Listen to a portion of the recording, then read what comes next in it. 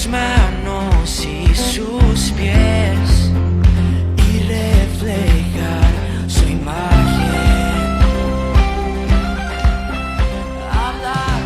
Tenemos el privilegio de poder leer la palabra del Señor y también ser ministrados, ¿no?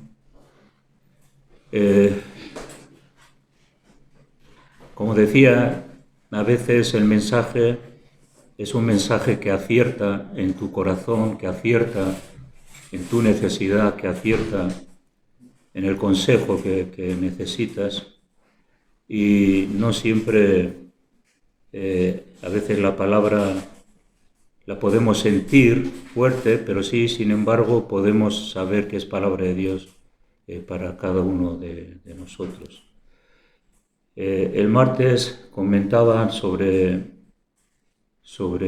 un pasaje en Segunda de Crónicas, capítulo 24. Crónicas, 32, versículo 31. Bueno, aquí habla del profeta Ezequías, habla del rey Ezequías. El rey Ezequías era un rey que se desarrolló su ministerio con el profeta Isaías. Y fue un rey que realmente trajo una restauración y una renovación al pueblo de Israel.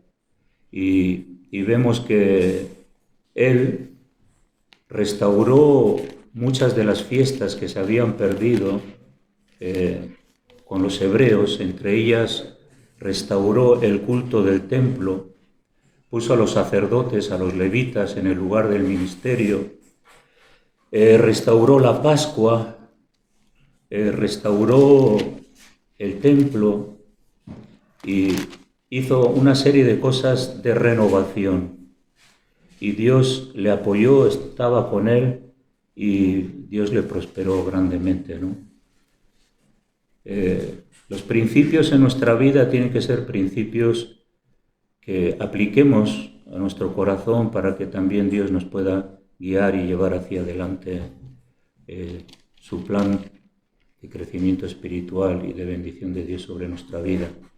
Cuando Ezequías renovó su pacto con Dios, se sacrificó, no le fue fácil porque muchos del pueblo se reían.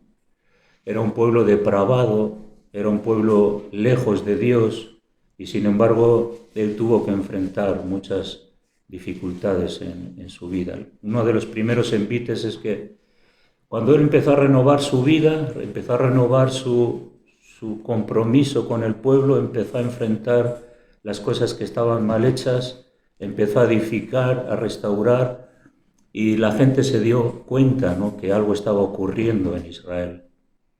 Así que se levantó un rey, un rey enemigo, Sennacherib, rey de Persia, y este rey era el que quería llevar cautivo a Israel.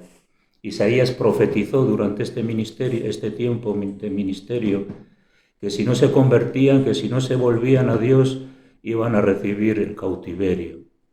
Y Ezequías pues se enfrentó a Sennacherib, no tuvo miedo y Dios le dio una gran victoria.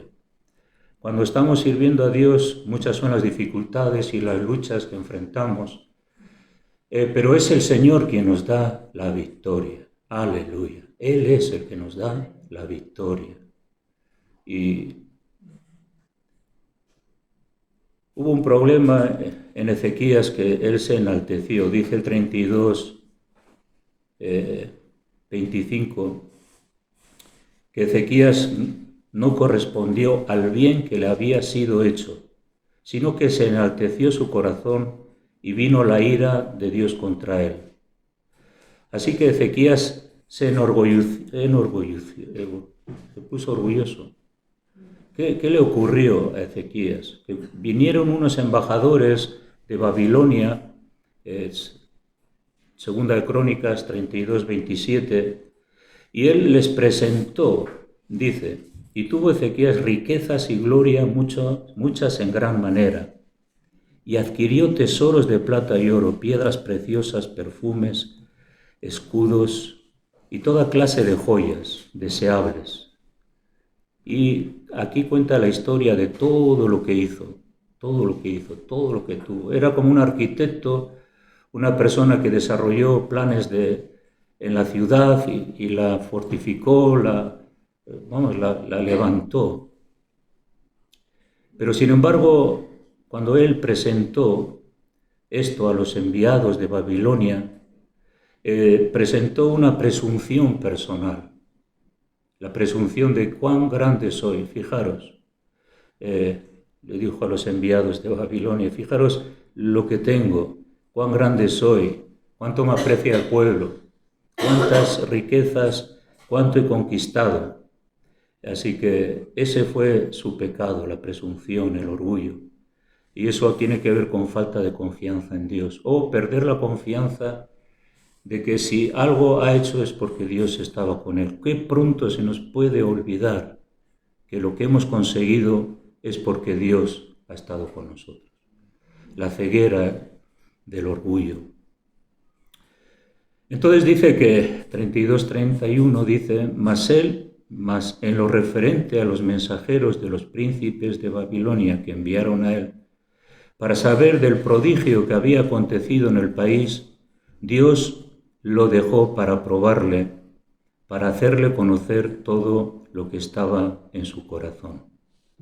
Así que Dios permitió probar a Ezequías. Dios ya sabía que Ezequías en algunos momentos había torcido, en algún momento había pensado que él era el que realmente había conseguido todo y había hecho todo. Así que Dios le probó, para que él, el mismo Ezequías, entendería lo que había en su corazón. Ocurre que a veces pensamos que somos muy humildes, que somos muy generosos, que somos mansos, que conocemos cuál es la voluntad de Dios, en fin, todo lo que tiene que ver con nuestra propia presunción. Tengo tantos talentos, tengo tantos dones, Dios me usa, he visto cómo Dios me ha respaldado, etcétera, etcétera, ¿no?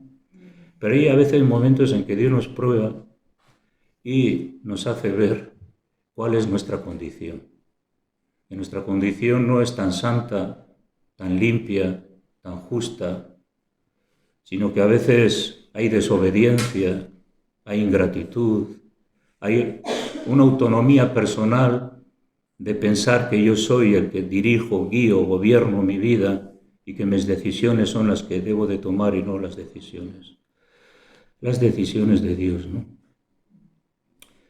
Y vemos que la Biblia enseña que Dios nos prueba, que una de las características de la Biblia es que Dios nos prueba, que en la vida cristiana hay pruebas y que en esas pruebas hay propósitos. Y esos propósitos tienen que ver con nuestro perfeccionamiento, nuestra madurez, nuestra capacidad de gestión de los problemas y vamos adquiriendo sabiduría y entendiendo que sin Dios nada podemos hacer. Santiago capítulo 1, versículo 2.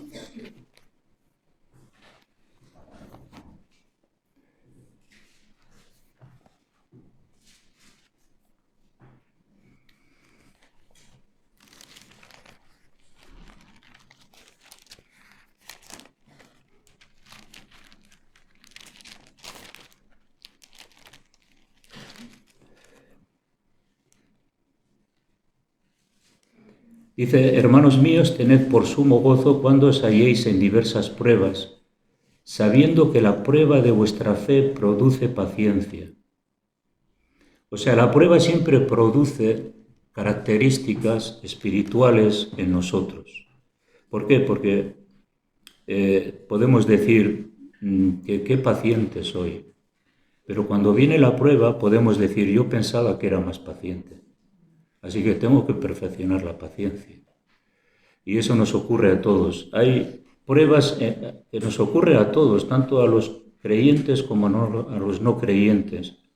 Pero las pruebas de la vida y las pruebas espirituales que Dios permite tiene una característica de desarrollo y crecimiento en nuestra vida personal. Y dice Santiago 4, creo que también.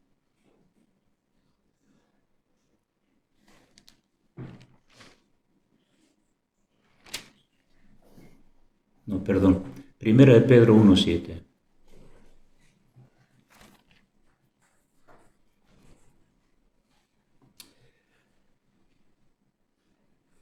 6 dice, en lo cual vosotros os alegréis, aunque ahora por un poco de tiempo, si es necesario, tengáis que ser afligidos en diversas pruebas, para que sometida a prueba vuestra fe. Cuando un arquitecto va a hacer va a desarrollar un proyecto de una casa, tiene que saber lo que cada columna puede soportar, lo que cada pared puede soportar, lo que cada elemento de la estructura debe de soportar, porque encima se van a poner materiales y entonces se necesita una garantía.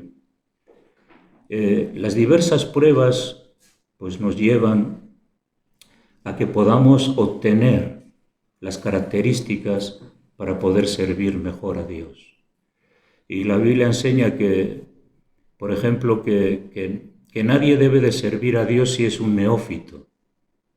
Nadie puede servir a Dios si no tiene unas características espirituales en cualquier desarrollo de trabajo que tenga. Y habla de los diáconos, de los ancianos, y habla de las características que debe de tener. ¿Por qué? Porque se le va a poner sobre su vida una carga que tiene que saberla sobrellevar y tiene que saber soportar. Y esa característica muchas veces tiene que ver cómo tratas al hermano, cómo te dialogas con él, cómo, en fin. Se vincula todo al servicio cristiano, ¿no? Entonces, sometida a prueba vuestra fe.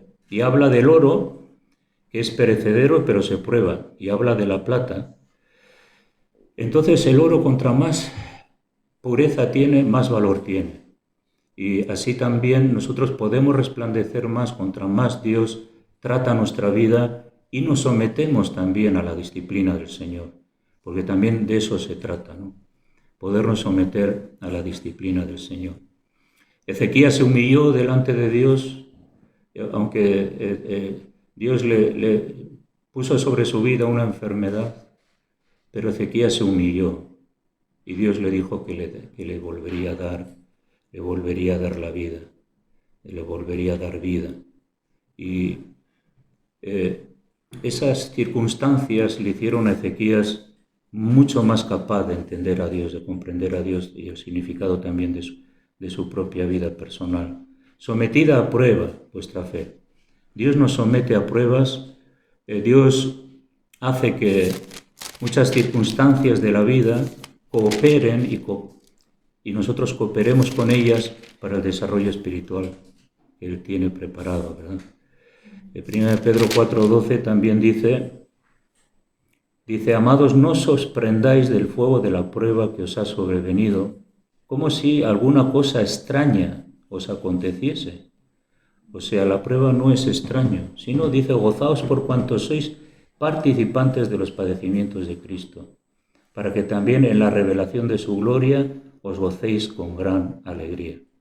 Hay luchas y dificultades normales, pero hay luchas y dificultades que son derivadas de la obediencia a Dios, como Ezequías empezó a servir a Dios y empezó a tener problemas que nunca había tenido. Entonces, cuando nosotros queremos servir a Dios y estamos sirviendo a Dios y somos participantes de esos padecimientos de Cristo, tiene que ver con esa lucha espiritual que hay. Sennacherib se levantó en contra de Ezequías. Cuando nosotros nos consagramos, nos santificamos, obedecemos, hay uno que pone sus ojos sobre nosotros, y ese es el diablo. El diablo quiere que nosotros desistamos y no dejemos de perseverar y de seguir hacia adelante. Y bueno, hay una historia, la historia de David también, que en Crónicas, Primera de Crónicas, capítulo 21, versículo 1. Dice que Satanás se levantó contra Israel e incitó a David a que hiciese censo de Israel.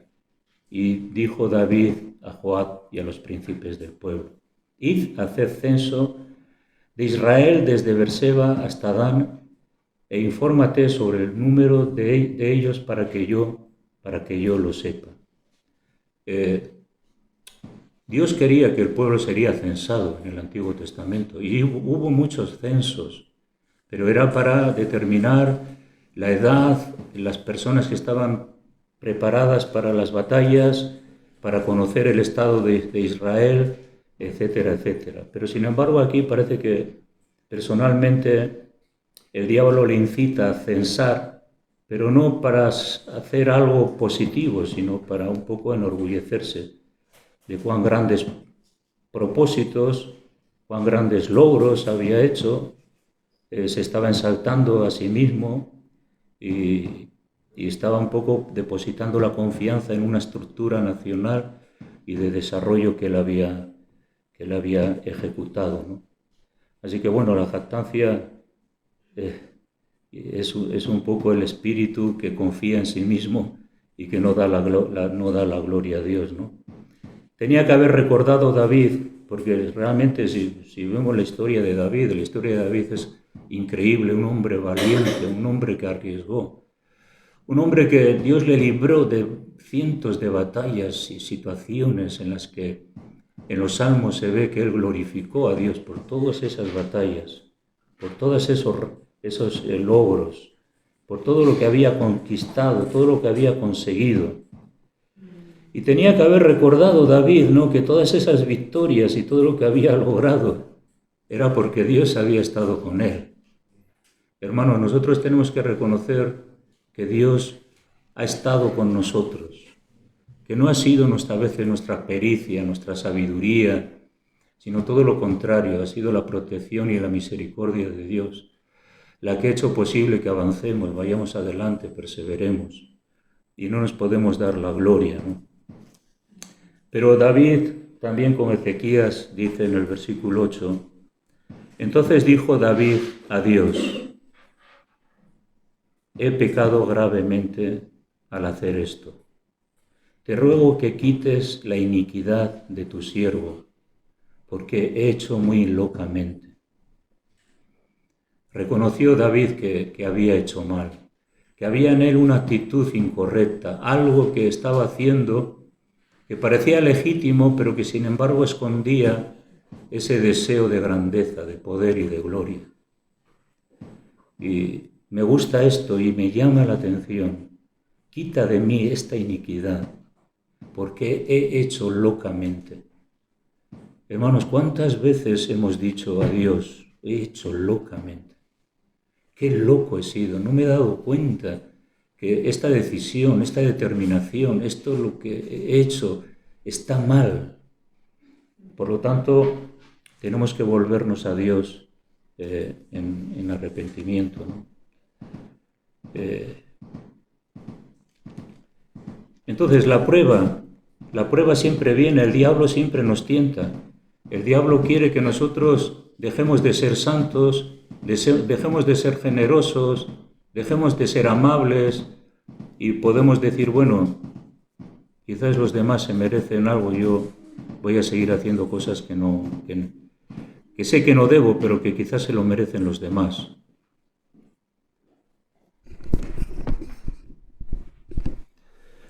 Entonces, ¿qué es la prueba, no? ¿Qué hace que la prueba en nosotros?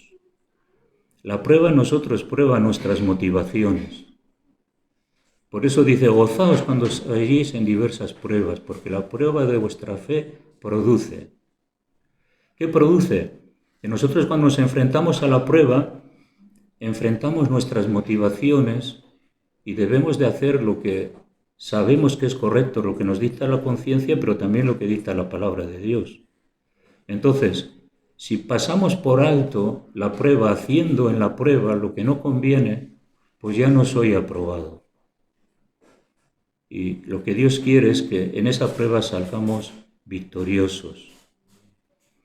Y ahí lo que nos damos cuenta es que también probamos la autenticidad de nuestra devoción, que no por cualquier cosa nos rendimos, no por cualquier cosa echamos la toalla, no por cualquier cosa nos rebelamos, gritamos, decimos a Dios algo, sino que ahí se prueba nuestra devoción a Dios, nuestra conformidad, nuestra dependencia, entendiendo que Dios sabe todo.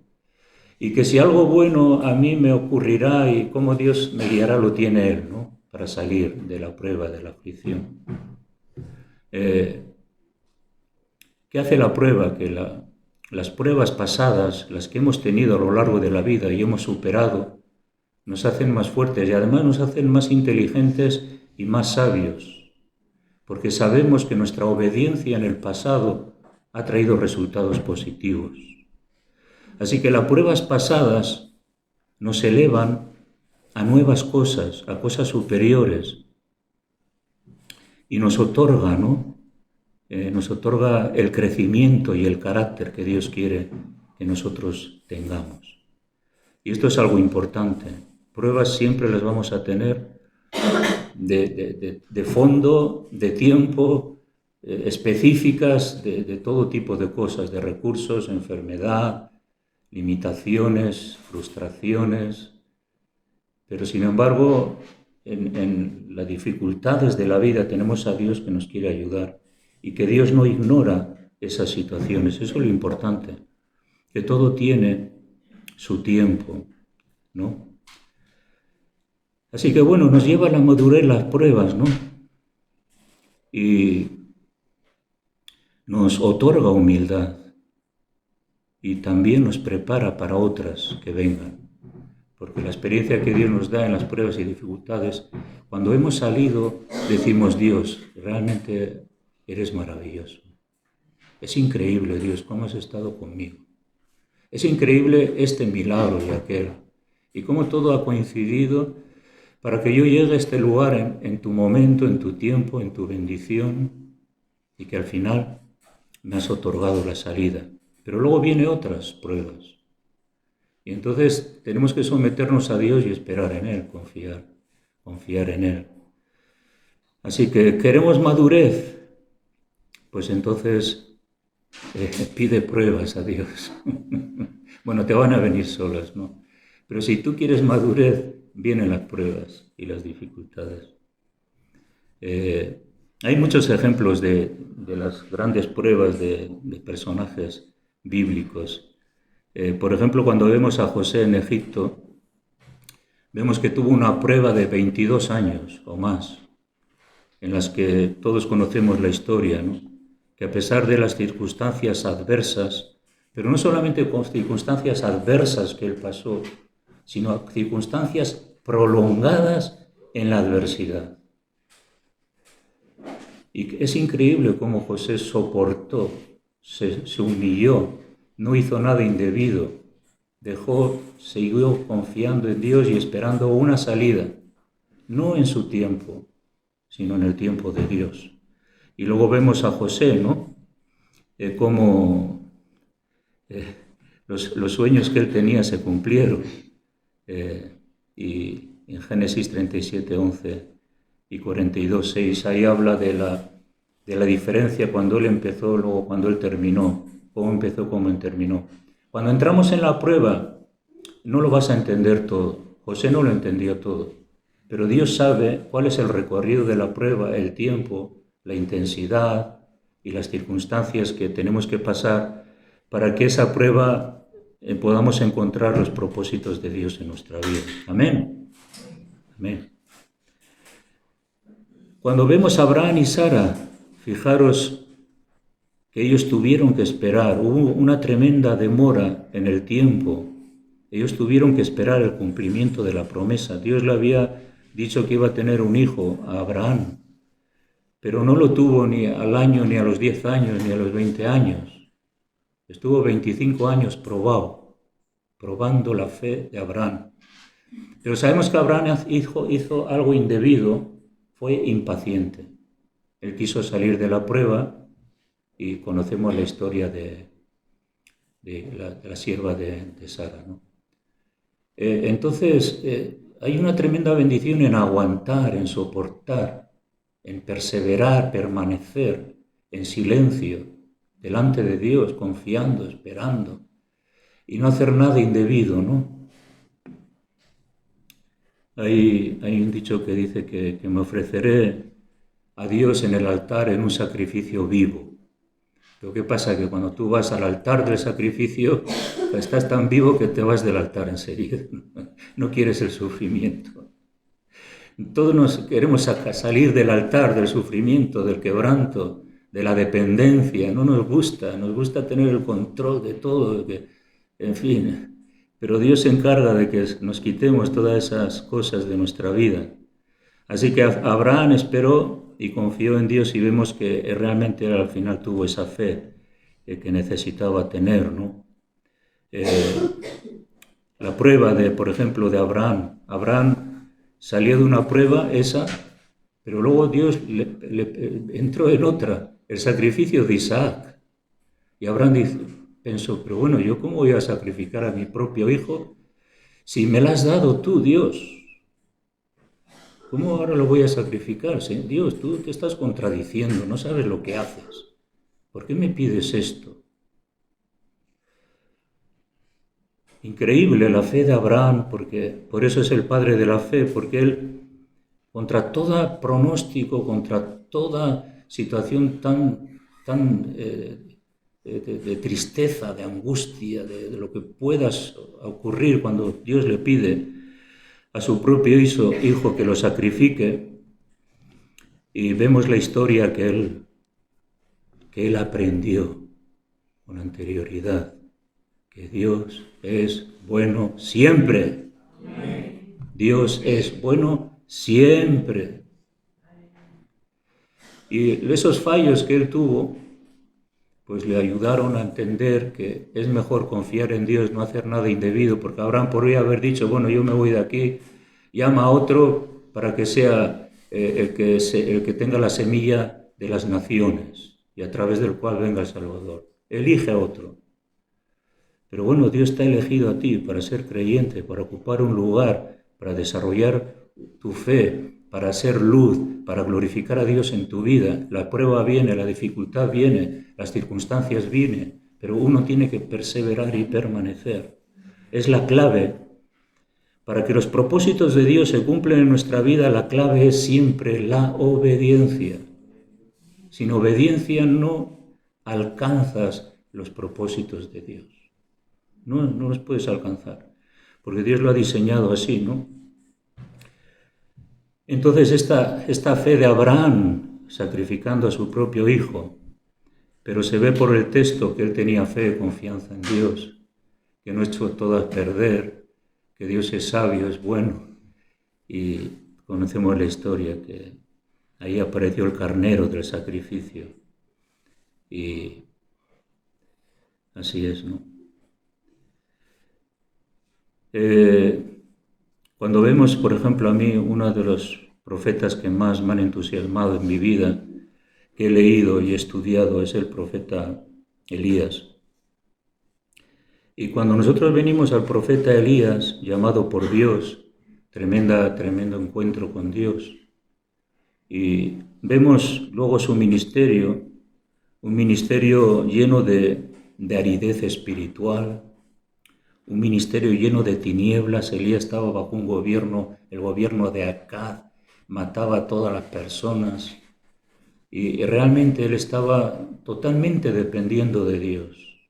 No podía moverse un milímetro sin que Dios lo aprobaría. Y vemos que él tuvo éxito, los profetas de Baal, y tuvo éxito en muchas intervenciones en su vida, y fe y confianza en el Señor. Pero bueno, luego vemos que él huyó de una mujer, ¿no?, que le perseguía para matar. Y yo recuerdo cuando yo me convertí, había muchos pastores que hacían mención a Elías y decían, joder, menos mal que podemos consolarnos en Elías. Porque hay pastores o ministerios que han hecho proezas, se han enfrentado a tremendas cosas y de repente empiezan a huir de las cositas más pequeñitas.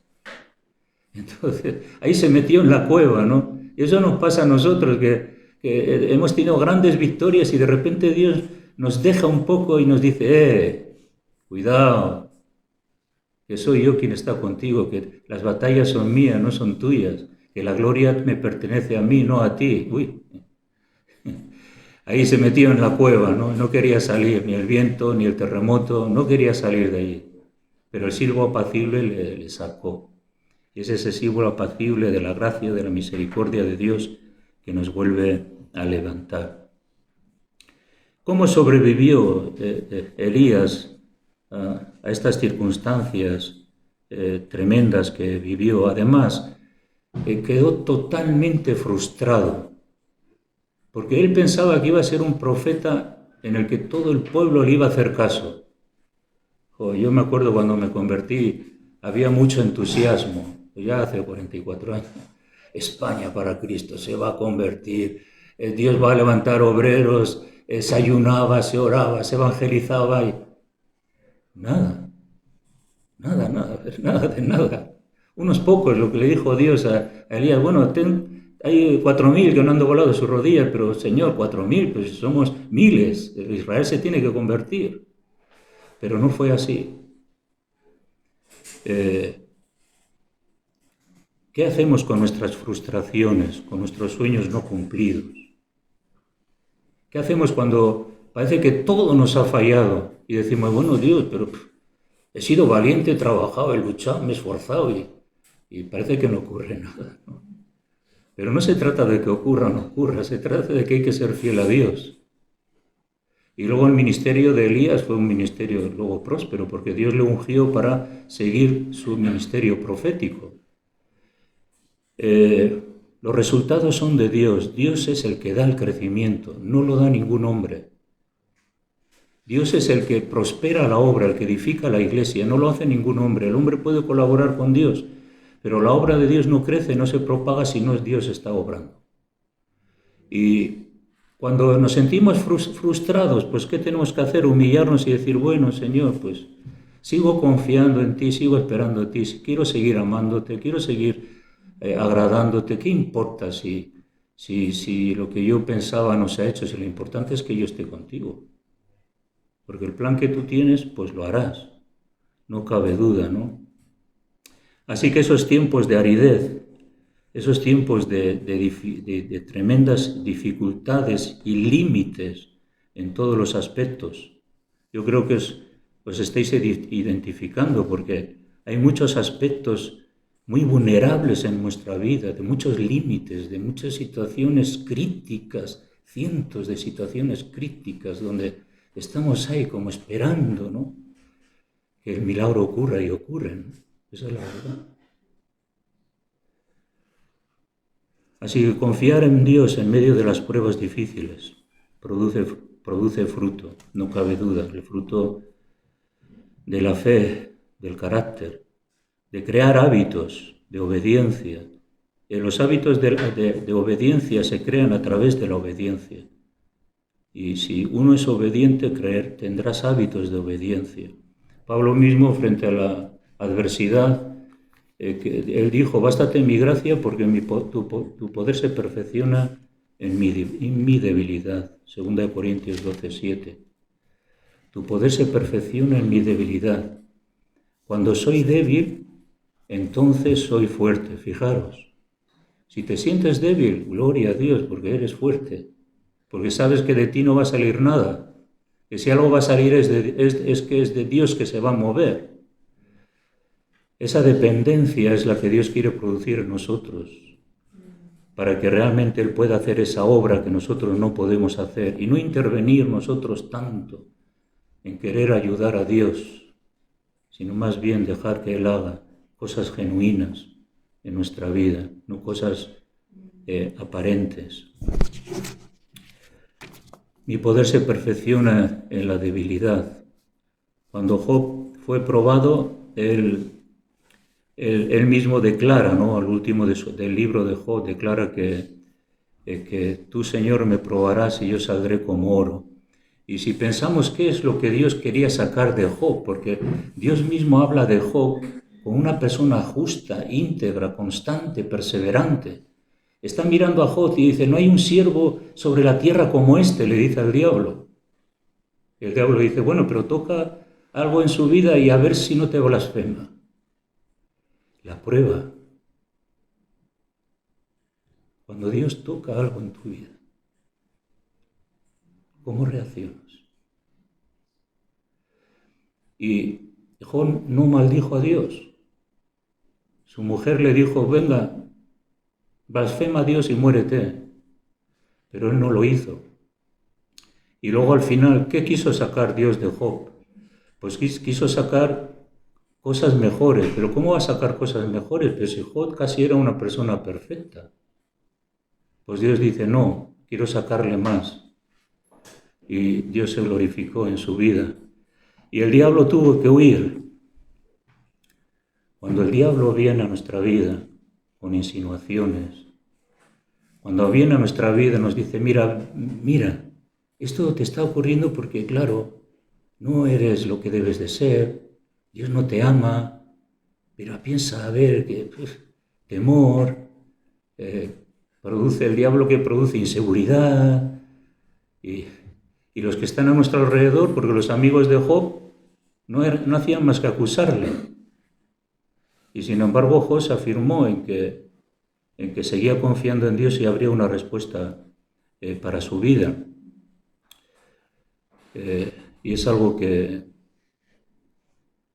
tenemos que aprender, soportar la prueba. Soportamos la prueba cuando dejamos que Dios es el que nos saca de ella, no nosotros. Cuando dejamos que Dios es el que nos da las instrucciones y las pautas y los pasos para que nosotros tengamos éxito y podamos salir victoriosos de la prueba. Amén.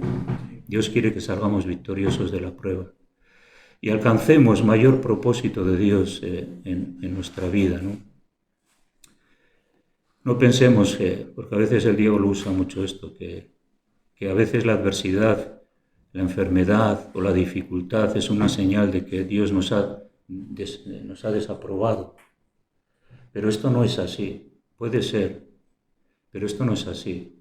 Las circunstancias y las luchas y dificultades es una señal de que Dios te ama y de que Dios quiere lo mejor para ti. Amén. Déjanos ver tu poder.